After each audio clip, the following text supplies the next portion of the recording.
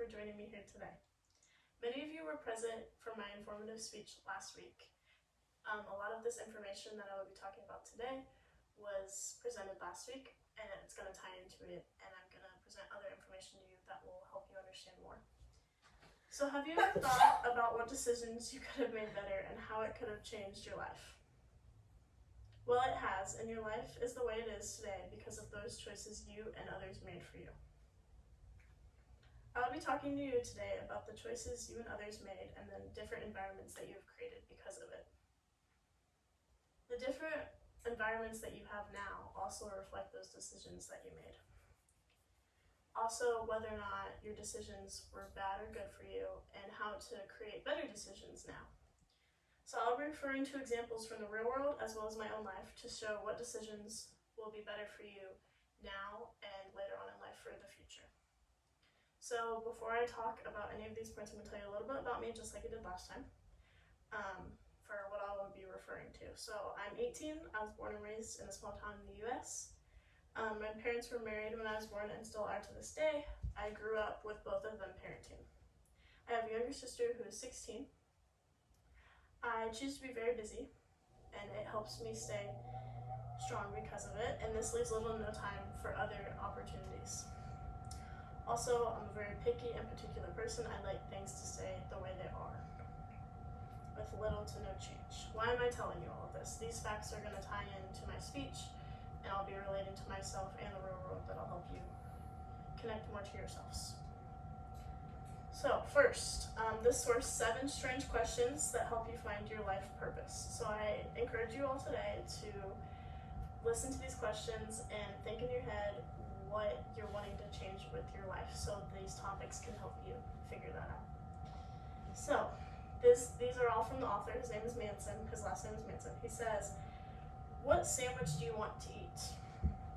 Because eventually we all get served one, like a nasty sandwich, like not a good one. What struggles are you willing to tolerate to get what you want? What will you likely be better than other people at?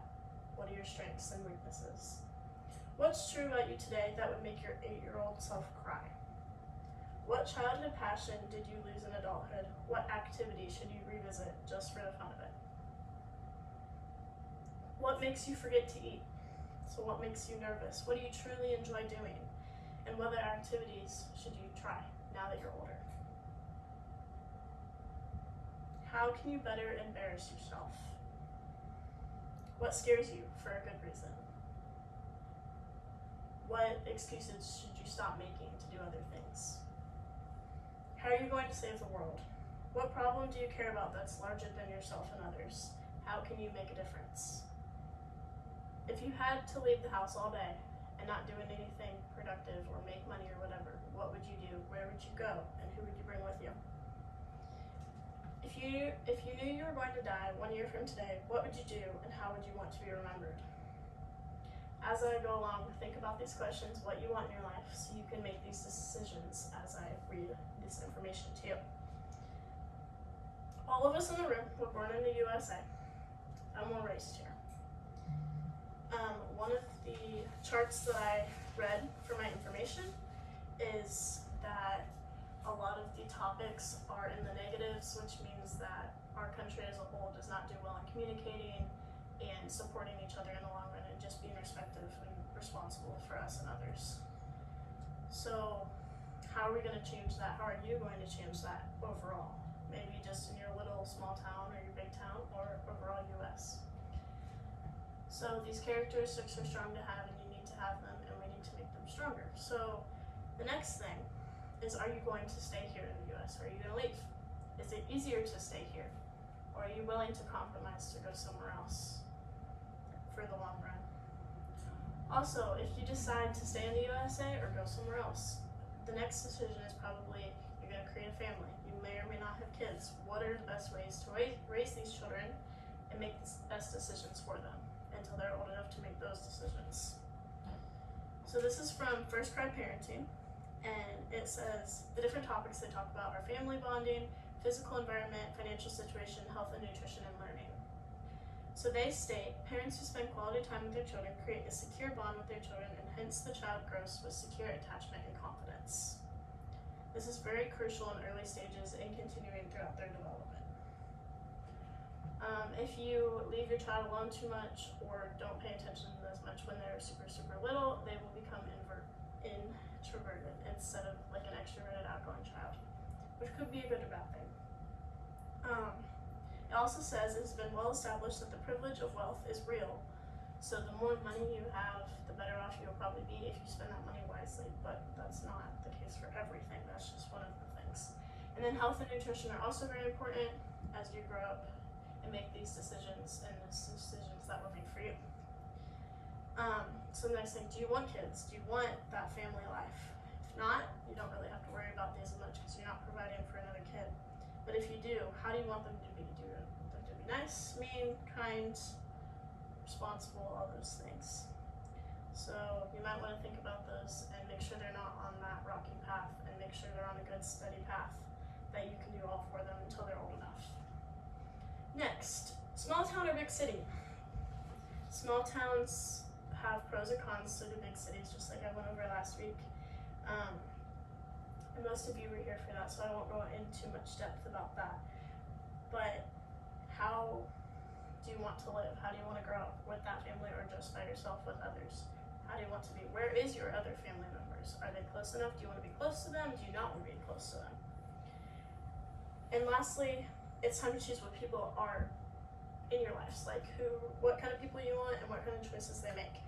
So this source talks about the different categories of people in your life. So family is probably the number one people in your life that will influence you the most. Do they make smart decisions and influence you in the right ways? Friends, same way, they're the second most important. Are they making the smartest decisions? Are you following them? Are you influencing them in good ways? Are they influencing you in good ways or bad ways? You really got to think about that as you grow up. And then coworkers and classmates aren't as important, but definitely in the learning environment they are, especially like professors and teachers as well. And then random people, sometimes random people can affect you in different ways than what you thought, and sometimes they don't. But it just depends on how you have an outlook on that. And then after all of this information, how do you make a lasting change? And then this is from making lasting change and getting habits to stick. So once you make these choices that I've talked about and those questions answered in your minds, how are you going to make a good habit out of them? This is all from O'Connor, and he says, don't go it alone, find and utilize a support system.